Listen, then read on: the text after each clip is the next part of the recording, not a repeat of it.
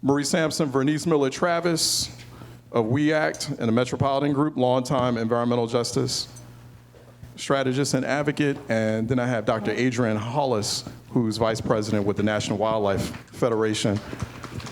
And they're all here for our first panel. We also have activities that are happening later on. I also want to thank, I did not thank early on, Bartram's Garden for making this venue accessible, making it available for today.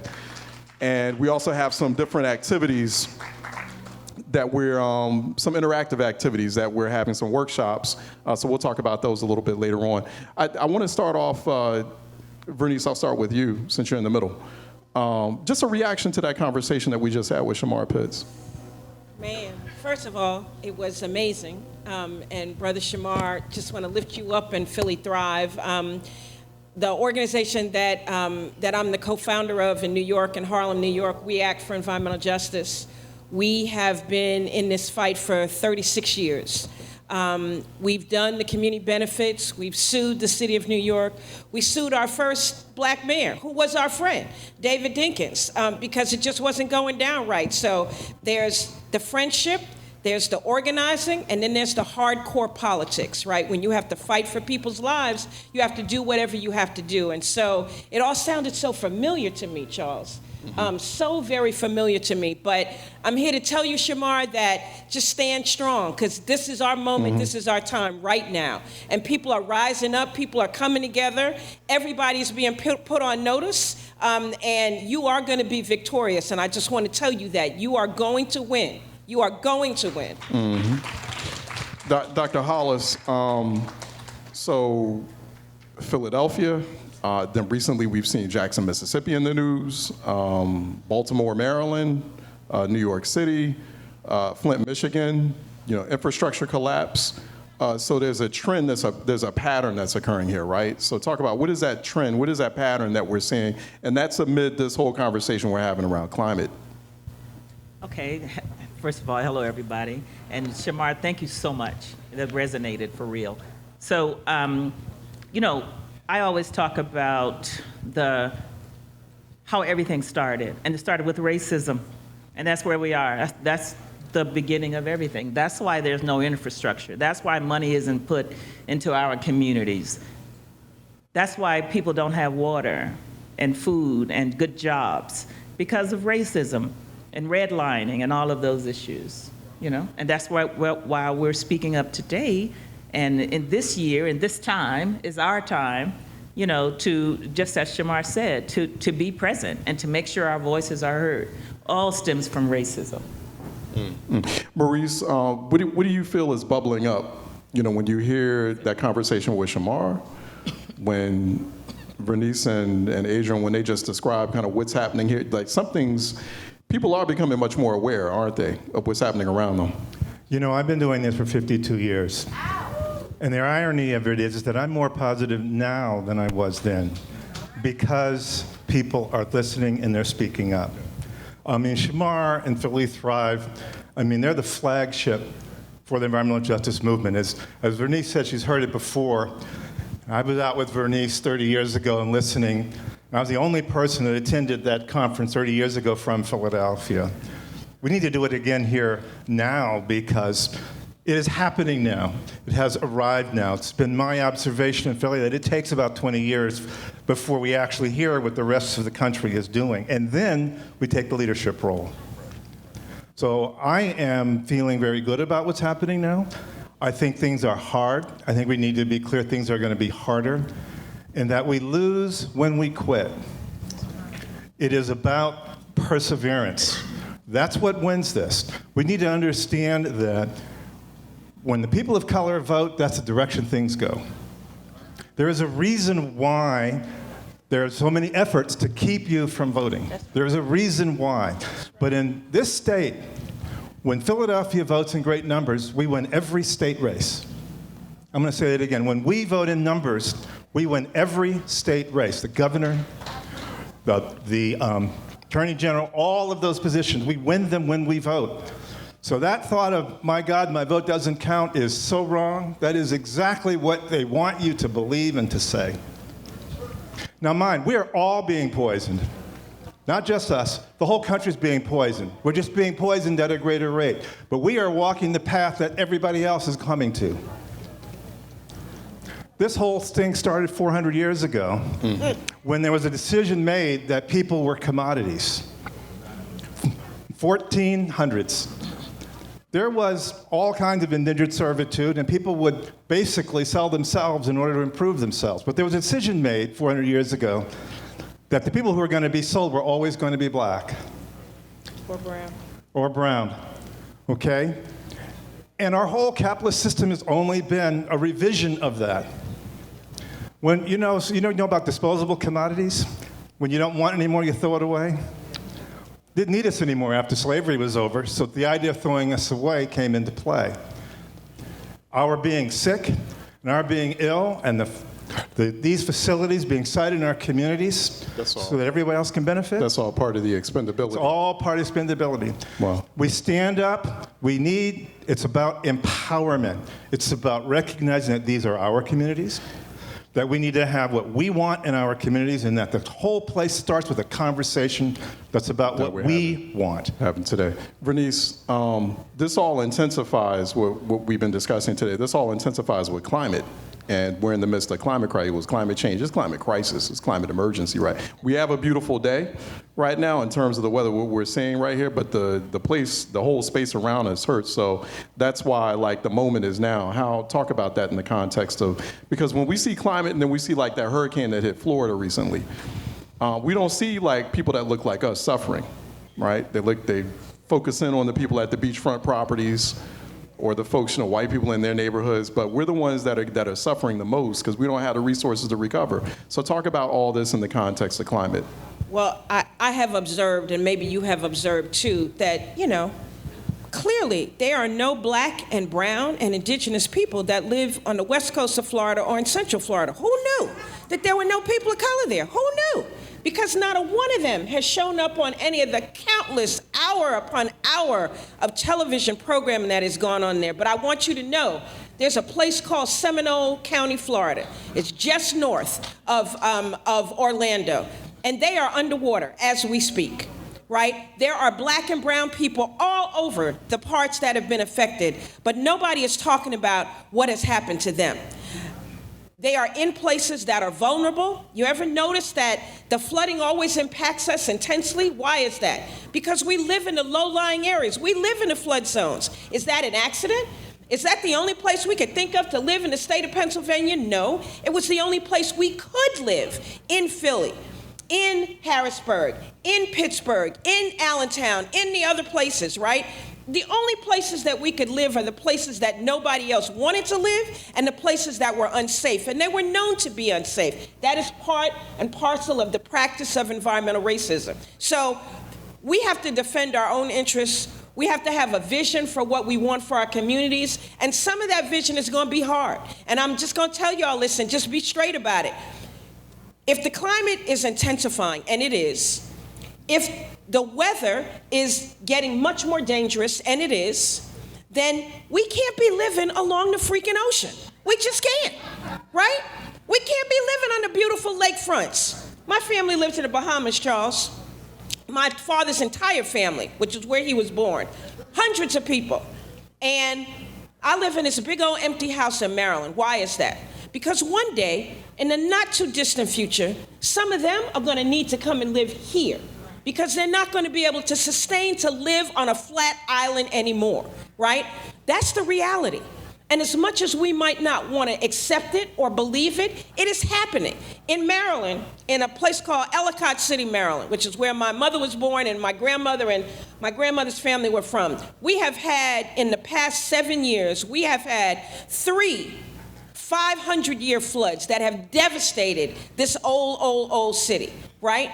The thing that brought Jackson to its knees and it took its water plant offline was a 1,000-year flood. What does that mean? It means that you should only experience a flood like that once every 1,000 years. But we are seeing those floods. We are seeing that rain. We are seeing that climate. We are seeing those fires. We are seeing those blizzards. We are seeing that happen on a regular basis. Now, y'all all remember, I'm trying to remember the name of the hurricane. It was 2 years ago.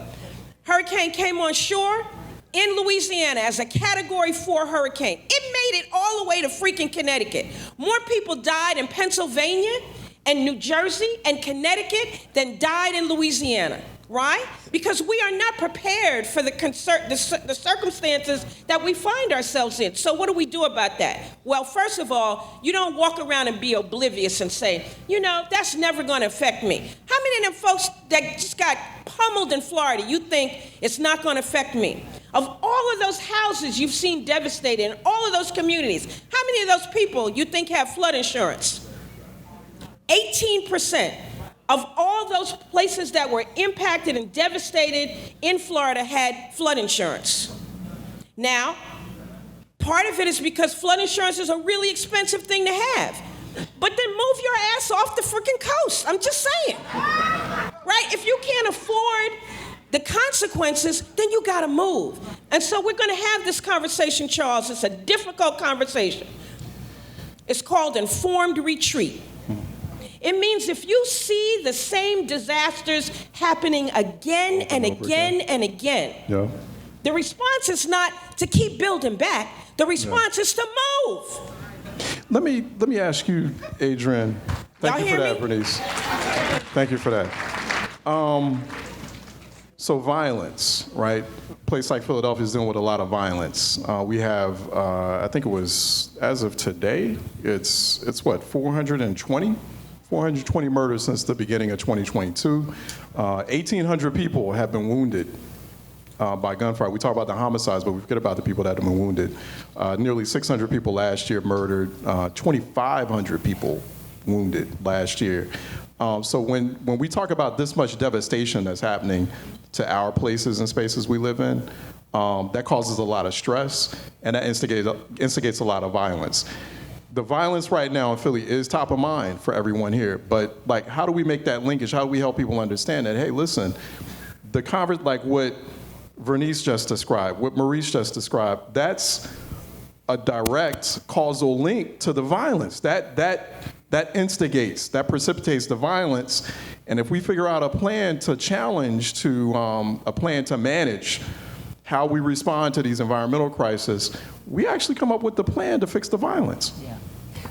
Before we do that, let me take a step back, because I got to add to what Vernice said. So I've been working with communities, maybe not 50 years, but more than 20. Let's just leave it at that. And one of the things I do is work at the intersection of environmental justice, health disparities, climate, and community revitalization, right? So I like to take everything people said and make a connection so that we can all relate, because people want to know three things. What is it? How does it affect me? And what can I do about it? So when it comes to, we know racism, we've heard, is the beginning, right? Is the foundation, as you say, a negative foundation. What is the foundation?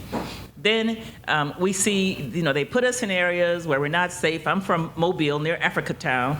My mom is a 6-time cancer survivor. I think that's because of where we grew up, And so we talk about that, and we talk about how we live near these facilities, as we heard this morning, and we breathe in this toxic air. Okay, so now we have lung problems. We see asthma. We see obstructive pulmonary disorders. We see heart attack and stroke and all of these things. And then we're presented with infections like COVID. And people wonder why we are affected most. Because we are already under attack, right? And we know that COVID is an opportunistic infection, and we get people telling us, don't wear a mask anymore. Don't worry about being indoors in crowded spaces anymore. And we're gonna be the first to go. My mom has had COVID twice. She just got over it. They had her in the hospital one day and let her go with no medication. Why? Because she's part of that disposable population. Now, that's one connection, and we call it, Vernice told me the phrase, called me one day and told me about the syndemic, where you have 2 or more infections affecting the same population at the same time. Right? And that's where we always live as EJ communities. And I say we because where we grew up. And I used to work at WEAC, by the way, and I suppose in some way Vernice was my boss in her mind. So, But when it comes to violence, and we talked about this on the train this morning, and I know I talk fast, that all stems from, I'm going to go back to racism and economic oppression, or economic apartheid, as we call it, right? And the fact that people can't get jobs, and people see gentrification happening in their neighborhoods. Where my great-grandfather grew up, the houses down the street where the black people live are boarded up. People still live there. Boarded up windows. The houses where they're gentrifying, beautiful green lawns, communities, not communities of color, and they're trying to move people out by charging them for not cleaning their yard. Most of them are elderly, right? I can't get up. Fines and fees. Yes, thank you. Fines and fees. And if you can't pay, what they do? They put you in jail. So now you really can't pay. So they take your property, because that's how we lose that whole issue around trying to get generational wealth, right? And so when talking about violence, we're talking about what people see, what our young people see. And what they see is that we're not being heard, right? Our communities are not being supported, like the infrastructure issue. The money isn't going where it was meant to be. We just had a conversation with the White House about what's going on in Jackson. Number one question, how are you going to make sure people who need this money are going to get it? And I feel like they didn't answer the question. Vernice can attest to that. I think it was a lot of hemming and hawing going on, but who is overseeing that to make sure we get what we need? From that, I think part of that depression and oppression and repression and all of that leads to violence. It leads to feelings of, we're not going to get anything anyway. We're not going to succeed. And people are distressed and upset, right? And their neighborhoods are not the way they were when my grandmother grew up, my mother grew up. And kids see that, I believe. And it's not just kids who are engaging in violence. Come on. It's adults. It's people who feel disenfranchised, feel treated like they have been treated unfairly, and therefore try to fight, that's the best. Go ahead. Oh, Vernice, way they do. So, we'll step in. Adrienne is 100% right. She is also the scientist that I turn to I'm a policy person. And when I have a science question, I ask the scientist, Dr. Hollis. But this question is really a psychosocial question. So Charles and Adrienne and I were talking on the train coming up here this morning, and he was mentioning about how his grandmother really showed her love and concern for the community that he grew up in North Philly, and that she made everybody else in the community feel that way too. Same was true for the community that I grew up in Harlem.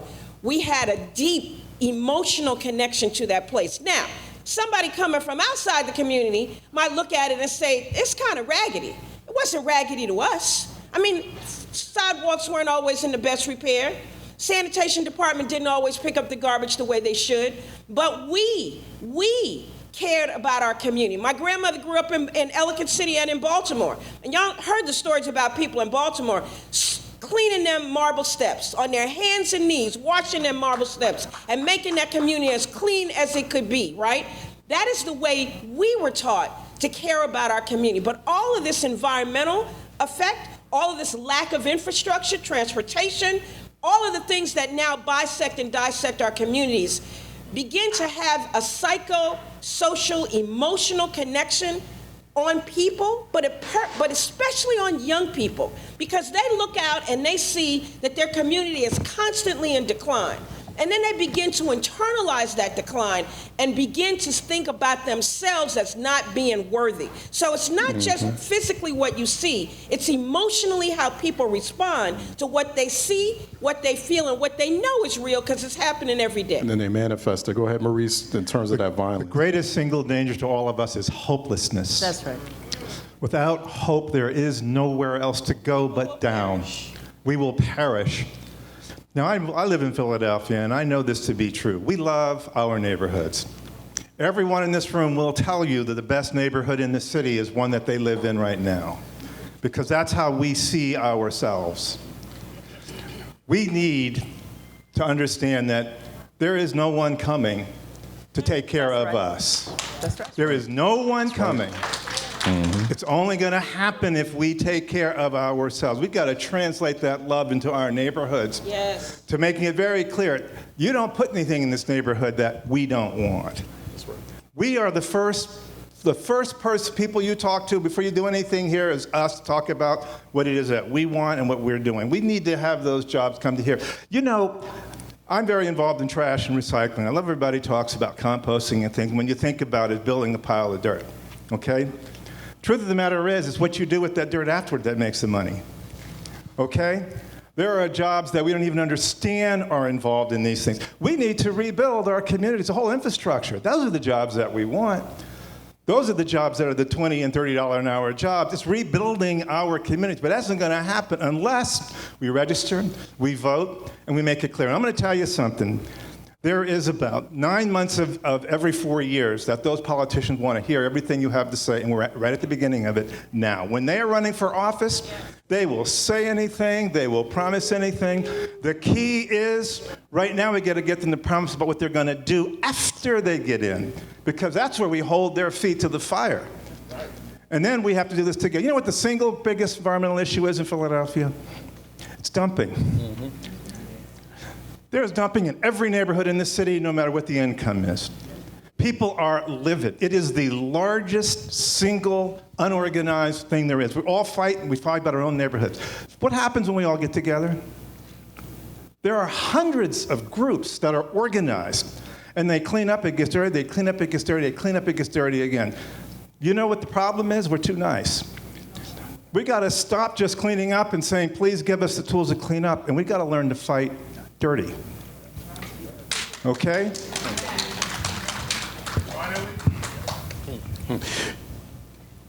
Talk, and I'm going to open it up to questions in a few minutes. So everyone, if you want to get prepared to do that in about a few minutes. So what it sounds like to me, right? When you heal these spaces, right? That's when the empowerment starts. Like, it starts with us. When we start to feel the healing, it's through the environment. It really is. So when you just talked about trash, no surprise that this many people get murdered and shot each year. It's no surprise. And it's not just happening in Philly. Like, a lot of, like you were just talking about where you are, Vernice, in Prince George's County in DC. Atlanta is bad, Milwaukee, Chicago. And they're all having one common theme that connects all of them is the state of their environments. It's the state of their environments. So just with the trash alone, you talk about that, Vernice, start off with that, and then we'll open up the questions, and then Adrienne, I want you to weigh in, and we'll open up the questions. But when you clean up all the trash, that's like, you eliminate 10% of the violence. You know, or like all these old, dilapidated, broken homes that a lot of people are living in, they can't afford to fix. They did a study, they were like, you fix a house on a block, and you reduce the violent crime by like 22%. So that's like you just clean up all the trash, fix a bunch of houses, that's like 30-40% of the crime gone. I don't understand what's taking it so long. So basically, I mean, those environmental fixes are really the fixes to the violence problem. That's what could solve the violence problem. While you keep people busy, you keep young people busy, you also can employ people with that kind of activity. But go ahead, Vernice, and I'll let you jump in real quick. Well, but the first premise, though, is that you have to care about those people. You have to care. You have to care about those young people. You have to care about those communities. And I don't know about you, but it's looking like not a whole lot of people are caring about or centered on whether or not our communities thrive. Bring your mic up. Whether or not our communities thrive. And that, as Maurice said, that has got to be our job, right? So I'll give you another direct environmental connection to violence, and that is exposure to lead, right? Lead in drinking water, lead in soil, lead in peeling paint in old buildings. Lead is a neurotoxin. So there's a doctor, unfortunately he died a few years ago, but his name is Herbert Needleman. His name was Herbert Needleman. And he worked at Montefiore Hospital in New York.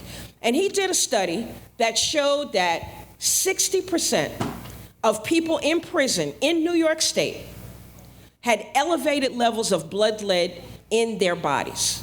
So as children, they had been poisoned by lead. In the vacant lots where they were playing when they didn't have parks, right? In the dilapidated buildings that they lived in the crumbling infrastructure in the schools that they went to that were giving them poisoned drinking water. For about 12 years in Baltimore City, no public school child was allowed to drink out of the water fountains because the water fountains and the water infrastructure was contaminated with lead. So they gave the kids bottled water. Why not just fix the freaking water system? Why not spend the money on that? Because there was a lack of care. So it starts with, how do we see ourselves? Right. And what are we willing to fight for? Not more cops. Not more police. Care. Not more police. More a care. different way of identifying where and how we spend our tax dollars. You prevent the violence from happening in the first place. In the first place, you don't even right? have to So worry about trying the to fix the problem is always more costly than trying to prevent the problem, right? That's why our parents and great-grandparents used to talk about an ounce of prevention is worth a pound of cure, right? Fix the problem on the front end. Make the school buildings safe. Make the housing where people live safe. Make the parks, first of all, let's have parks and playgrounds. And then if you have parks and playgrounds, make them safe. Not next to refineries. Not on top of sewage treatment plants the way they did where I live in Harlem, right? A new vision, a different vision for what our communities need to be. And yes, we have to make and run people for office that share that vision, that have the ability to implement that vision, and that don't care whether they get reelected again and again and again, but they're going to fight for us. Because the people running this city right now and running other cities, they don't have that vision. They don't care. Go ahead, Adrienne, real quick, and I'll let Maurice. I'm going to be quick. I got to tell you about Vernice hit it right on the head about caring. And I got to quickly tell you about this community. How many of y'all heard of Sand Branch, Texas? A few people. How many of y'all heard of Freedmen's communities? So there's a community, right, 14 miles outside of Dallas, never had city water, ever. Black community, created and developed by former slaves. Never had city water. After the Civil War. Yeah, never had water. They were on well water for a while, then the wells became contaminated, and of course the county said that people did it to themselves. I don't understand that. There's a wastewater treatment plant walking distance from the house, but Dallas says it would cost too much money. It's not worth it to put 80-something families on city water. So they don't care. So what these people have been depending on is people who donate water every Saturday at the church. They also put an ordinance in place to say you can't make repairs on your homes. So it looks like a third world country. But the community is, as all EJ communities is, very resilient. And we've, your microphone. We were telling Charles about an issue with solar hydro panels. The community has come up with this. I'm excited when you were telling me, because I didn't know about it. Yeah, go ahead. You can get 2 panels. These are special panels that pull water from the air, free water, clean water, drinking water, water they can cook with. Because some of them were even telling me that they still bathe with the contaminated water, but we don't drink it. And I'm thinking, Lord have mercy, you're probably still inhaling, getting stuff through your skin, but I didn't say that because why freak people out, right? When they're already, doing the best they can. But now they're getting, people are raising money so that they can get 2 solar panels, just 2, for $8,000 per home, right? And they don't have any street lights, none. When it's dark, and that's dangerous. And this community, this one small community, but the soil is rich, and the county wants the property. So they're buying homes for $300, right? And moving people out. This community that's historic, that has, this is our roots, and it's saying we can buy you out, which is a whole nother issue when it comes to community, because now everybody's spread out. Not $300,000, $300. $300. And this is been in people's families for years. But they want water. Some of them have outhouses, y'all. What year is this, right? And so they don't care. When people don't care, they show you they don't care. Because even though we're making, noise about it, they still aren't doing anything. They aren't doing anything in Jackson, right? They're doing little things that now they're getting lead in their water because they're doing some quick fix instead of addressing the problem. And this is what we see, and this is why it's important, to vote, also to use your voice. And we have communities who don't like to say empowerment, right, or empower communities, because you already have the power. It's all about using it, recognizing it and using it. That's right. Maurice? I am Sand Branch. everything. Sandbridge, Texas. Sand Branch, Texas. Yeah, we're going to Virtually everything that's been said here about every place else is true about Philadelphia. Do you know that there have been another study that I read was that when they took the lead out of gasoline, as the levels dropped, the incidence of crime dropped at the same rate. Police departments declared how much better their work was, when in truth it was less people being poisoned, less people acting up, less people in jail. But everything that they've been said about what's happening, they said it's true here. The two most prominent chemicals left in the ground after they took down the refineries is lead and a very dangerous chemical called PFOS. Those are the two most prominent items. What that means, every time they dig and they create dust, we're being poisoned again. That's right. Every time we tear down an old house and we don't do it properly and there's dust, we're poisoning people. That a lot of this can be dealt with if we understand what's going on, because there are things we can do that don't cost anything to make certain that we don't lose another generation to lead poisoning. I just want to say that, I live here. I'm so glad to see folks coming from out of town, because we need to hear this and understand that we have all of these issues and that we don't have to do anything first because a whole lot of work has been done. And the truth of the matter is that when Philadelphia moves, so does the rest of the country. How many years back do you want to go? That's right. Declaration of Independence, Constitution. All the things that Benjamin Franklin did. Things happen here. It spreads everywhere. It starts by you deciding with your neighbors that you're going to take care of your community. You're going to work with others to do the same thing. I don't want to make this any more complicated. It will get there all by itself. You just need to get involved first. And I'm going to tell you, you begin to feel better when you are engaged. So it happens right away. And all these things are when I talk about dumping trash, what does it have to do with everything else? It's called crawl, walk, run, because when we organize around trash and we're all talking, that's not the only subject we're discussing. It's not the only thing we're going to address, but it's the thing that we all have in common. And we got to stop tolerating the idea that people are allowed to dump on our properties and get away with no consequence. And it just starts there, and the same attitude then applies to absolutely everything else we do. So everything we talked about is connected. Yeah. It is all connected. But it begins by you here, sitting here saying, I'm going to go home, we're going to get together with some neighbors, we're going to sit out and talk about what it is we are going to do first. That's right. And we work from there. I told you, all this violence that's happening in Philadelphia right now, it can be fixed. It can end. It can end. It makes me so angry. I'm hurt that it's this simple. It's this simple. It's like this conversation that you're in. We could go on for hours describing all other sorts of examples and technologies and innovations and ideas and concepts. And a lot of it's not rocket science. It's not a bunch of physicists in a room trying to figure out how to, it starts with us. I'm going to open it up for questions if anyone, and I know this brother, you had it. You want to stand up at the mic? Yeah.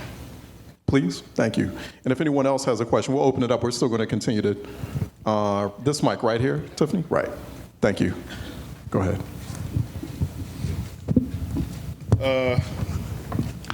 First, I would like to say to WRD for even putting this summit together.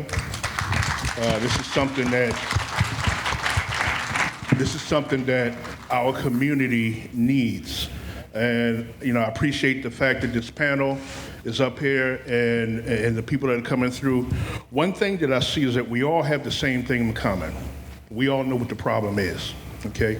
I'm listening to 50 years of experience here, and I'm sure over 20 years experience over here, and that sort of thing. And we know what the problem is.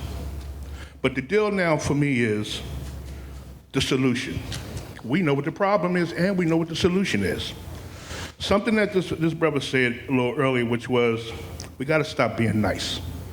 The other brother that came up here and was on the first time, Shamar, he spoke about what has been done to our community, and he went the nice way. He tried to protest, but one thing that affects these people who are in control, in power, is their pockets. Okay? The way that we have to approach this has to be aggressive. No more asking. Take. Okay? There's enough intelligent, organized people in here. We are of age. We're not no young boys out here. We know what to do. There's enough people right here in this room that financially we can change the game ourselves. And I want to first put this out there. My name is Mr. Mayor, okay? From Germantown. Yes, sir. Is he here? I'm here. Oh, that's you. That's me. Okay. All right, Mr. Mayor, all right. Thank you for coming. Okay. I appreciate it. I'm here because I've watched Philadelphia grow on one hand and decline on the other. I've watched the lack of support from our city council, the last 4 or 5 mayors that we've had in office. I've watched the lack of support. I've looked at what they've done to our youth. I look at what they've done to the people who pay the taxes. When you got another group who comes in and got a 10-year tax abatement, they have to pay the bill for those people who came here. That has to change. Now, you know what's how it's going to have to change? These city council people are not your friend. Stop playing it just to get a picture with these people. They're not your friend. They are hired. They get $100,000, $200,000 salary, all the benefits, and they can't represent and do but good for the people of this city. So what I'm saying to you and Brother Shamar, it's time for us to put our money on the table. Let's hire the attorneys and let's sue the hell out of them. Every one of these organizations, every one of these corporations who have been taking advantage of us, and we know them. Some of these people, we fought to get black people in position on these city councils, and now that we got them all, there's 4 people that I know of right now who went up and saying, we're gonna leave city council, we're gonna run for mayor. Why would we put those people in position when their track record speaks for itself? I don't care about none of them. I'm here to bring what I have to the table. I'm an entrepreneur, I'm a business owner, I own a television network, I have a radio station, I have a podcast, and I have a 5,000 square foot venue for us to come meet, develop our own strategies, put what we need to put on the table, change the game. I'm not here to waste my time. Change the game. I like what this brother said. I'm not taking nothing away, but when he said, we gotta stop being nice. It's true. Okay? Stop being nice. That's what's gonna change the game. I've been listening to this brother for about a year or so now. He gets on and he's consistent with his message. When city council gets off, I hear him being pissed, because I'm pissed, because I hear the same thing. I'm like, why they asking the mayor, why they demanding a state of emergency, but they not acting like. Listen, I call this. I mean, how many honorific resolutions do you need? Like, I mean, and after a summer of recess, no, that's real quick, Mr. I had to make this point. The city council has been demanding that the mayor make a state of emergency in the city. Okay, well, every time you meet as a city council, you act like there's a state of emergency. 60 to 80% of your time being spent on honorific resolutions during a public session of city council is not a state of emergency. That's not an emergency. No. How you going to ask the man in charge of the city to make an emergency, to put all the resources, put it all on the table, all hands on deck, but you acting like you just laying back, submitting resolutions. I don't get that. They're weak. They're weak. It's weak. Okay, they're paid off when the federal government drops money into the city and to the state. And when it comes to them, listen, I know of at least 24 nonprofits. They have the answer. Yeah. How come the money's not going to these people who are spending money out of their pocket, taking care of these nonprofits? They're taking care of the community out of their pocket. Yeah. Struggling. But they got the answers. We know it. And Mr. Mayor, let me thank you for that. Let me have them give our panelists a chance to respond to that. Okay. Thank you. Well, the first thing is, so we did this in New York. We sued the mayor that we worked our behinds off to get elected, David Dinkins. We had to sue him because the city was treating us like literally like sewage. They put a sewage treatment plant in our front yard, and then they put a park on top of it and told us to be happy. So we sued him. Right. And we settled that lawsuit for $55 million to fix what was wrong There you with go. the plant. Showed you. And $1.1 million came to our nonprofit so we could stop volunteering and paying people to do that work. That was 35 years ago that we did that. And that's why I said what I said to Shamar. You gotta organize, you gotta get people to vote, but you also gotta push people out of office who are not representing your interests. And sometimes all your skin folk are not your kinfolk. There you go. And we gotta do that. We also, as nonprofits, those of us who work in the nonprofit space, we tend to not be able to work together, and that's got to stop, right? We're turfism. This is my part of the community. That's my part of the community. I work on housing. You work on environment. You stay in your lane. We work on everything that's about the survival of our people, and we've got to be clear. We've got to come together, and we've got to run people for office who are going to represent our interests, and when they don't, they got to leave. We can't just walk away. We got to be responsible for our own communities, and that means everything. Voting, showing up, going to the civic organizations, planning boards. How many of y'all have ever been to a planning board meeting or zoning board meeting? That's the most important body in the city of Philadelphia, because that's where all the decisions are being made. There you go, Ray. All right. Adrienne? Yeah, I was going to say that as a Thank you, lawyer, Ms. Mayor. Go ahead. Is anyone else want? I just got one other piece of meat. as a lawyer, the Go first ahead, thing I said was, yes, sue them. I ain't going to say what I really Okay. thought. But then I thought, we need people like you to be in positions. I'm running for mayor. There you go. That's what we need. Okay. We need people I'm putting to my head support in. people who are angry about it. What we also need that we You didn't need to buy used an ad, to have. Mr. Mayor. I got it coming. If I live here, you have my vote. Go ahead, Adrienne. What we also need that we didn't used to have is when you're angry, and angry is good. I tell everybody, anger is good. Channel it.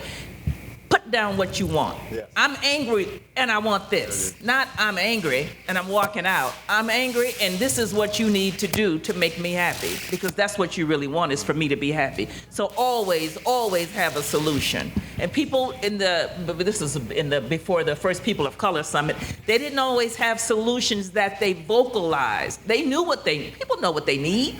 Come on, they live in it. So say it, put it out there, right? And then make it happen. Thank you, Ray. That's what I Yeah, heard. Mr. Mayor, I'm going to have some other people got questions because they got I their just hands. have Brett. No, It's not a Mr. Mayor, question. I can't. You already took up a lot of time, brother. Okay, I'm sorry. let me just I got put this out this there. young lady over here. Okay, I just want to put the information out there. Listen, I want to leave a phone number. Okay, let me leave a phone number because it's important. I don't want to walk away Who do and you we need not to get what we okay, need go out ahead. of this. Real quick, All right? because I don't want My phone number. If you want to make the change that you're talking about, that y'all feeling, I want to leave my phone number. You can give me a call at any time. I want everybody in this room to become a part of the think tank and implement a policy. My number is 267-730-2307. All right. That's 267-730-2307. Thank y'all. Appreciate it. Thank you, Mr. Mayor. All right. This sister over here. Thanks so much. I appreciate those comments from earlier, though. Yeah. We have another question or comment. Yes, ma'am. I thank you very much for having this forum. Yes, ma'am. I would hope that we would have more and more of these different little groups that are working toward this would get together. I am old. I can't go to 1,000 meetings every week, but I would like to go to one like this where Right. you have many people together. And I also want to say that everyone who's here can leave and do something. One is to vote. That's right. The second thing is, you know how good you felt when you walked in the Bartram Gardens. The atmosphere was beautiful. Go home and plant a tree. That's right. If you haven't noticed, in Philadelphia, you can identify the economics of a community by the number of trees. That's That's right. Because those that are low income have no trees. That's no right. space, no green space. And the Horticulture Society doesn't put them in there. That's right. Yeah. The other thing is, there's a man over here with solar power. We need to start moving towards solar power because we are polluting our atmosphere. That's right. That's what's causing the climate change. That's right. Now, I can testify, I have solar power. I didn't get it from him because I didn't know about him. But my electric bill was $9.29. That's because I have solar power, and while it is 30-year commitment, my bill every month is like $115. Now, if you add those together, you see I am not paying what you're going to pay, because you're going to pay $300 and $400 for your electricity. And I would advise, even though it causes some kind of financial strain, to get solar power. And I understand why Philadelphia doesn't have it along their streets like the suburbans do, because our politics has said, it must be PICO, that we should not have solar power. We're still paying for streetlights out of electric. Thank you very much. I appreciate it. Yeah, thank you, Sister Tooth. And for every 10% more trees that you plant in a neighborhood or in a space, that's a 12% reduction in violence. And it's a reduction in the temperature that we have to deal with because of climate change. Because we don't have trees, so we have hot heat. Let me, real quick, because I know this sister right here with the hat on. I'll get to you, brother. She had her hand up a while now. There you go. Thank you. I'll get to you shortly. Good afternoon, everybody. Hi, good afternoon. Thank you so much for everything that you shared. I'm so glad to be here. I don't want to waste anyone's time either. I took down notes of some things that were said that I totally agree with, like crawl, walk, and run, and what you can do on your own level, your own time. I totally believe that we can't always depend on others to do for us first. We have to strategize, and we have to unite, and we have to do things internally so that we can have our stuff tight and together. So then when we do go to the organizations, the corporations, and the city and government officials, we are all on message. And we all know what we want, and then we could demand it together, unified. I also think that I'm angry too. I have a lot of violence in my community. Just 2 weeks ago, two boys were shot, one killed, right on my neighborhood. This happens all the time, and I do see the correlation between trash and violence. And sometimes it's hard for me, but when you find a group of like-minded individuals, you find a strength and a power in that. So I wanted to share really quickly something that I'm doing on my own, out of my own pocket, just because I was tired of it. And someone talked about you gotta have tough love sometimes, and sometimes you gotta fight a little dirty. But I think you also have to have tough love for your own people. Because we have people coming into our neighborhoods dumping and doing illegal activities, but we also have our school children getting out of school and buying the potato chips and throwing it on the ground. We also have people who are not properly recycling or putting their trash out correctly. We also have African American sanitation workers who take the trash and spill half of it on the street and not put it in the trash cans. This is what we're doing to ourselves, right? So anyway, as a result of this and feeling like I couldn't take it anymore, and my background is I'm a social practice artist, so I use my artwork to deal with topics and subjects that affect us as a people, right? So I came up with a poster. It's direct and it's tough love, but I have them, and if anyone's interested in putting one in their community, I'm going to read it to you. And it's going to bite a little bit, but this is what it says. Hold on, sister, because we running out of. Okay. Don't live in filth. I see it. Here, So it says, people who really believe their lives matter don't live in filth. Stop trashing your neighborhood. Stop throwing trash out of car windows. Curb your dog. Stop littering. Be accountable. Change starts within your community. Thank you. Thank you for that. All right. Thank you for that. Okay, we had, real quick, let me take this, brother, right. Let's keep it to questions, because I want to, while we still have a little bit of time, go ahead. How you doing? My name is Ramon. I had one as a comment. Sure. I did a study. We had some testing with a company I used to work for. It was in North Philly. I'm not going to say the playground or the company. Come up to the microphone. The lead levels was 18 micrograms above what it's supposed to be. How much of a percentage is, so 18 micrograms of more lead, how much more percentage? It's supposed to be 50, so it hiked up to, I think they said 27% or something. Oh, wow, okay. Yeah, that was in 2013 when we did that study. Okay. The questions I have is, one, the Superfunding. I worked at a lot of Superfund sites. I knew there was a time there was some politicians that were trying to rig that, but they was affecting our community. How could you tie the Superfund sites here with us, and then internationally, how does climate change become aware based on Western policies by them not sacrificing Africa. Oh, go ahead. So Superfund sites, I used to work on them too. So for Superfund sites, you know, you can sue. Superfund sites are an issue when it comes to climate change. For example, if there's extreme weather, say it's raining, then you're going to wash contaminants down the street. I've seen it in Houston in one of my friends' neighborhoods.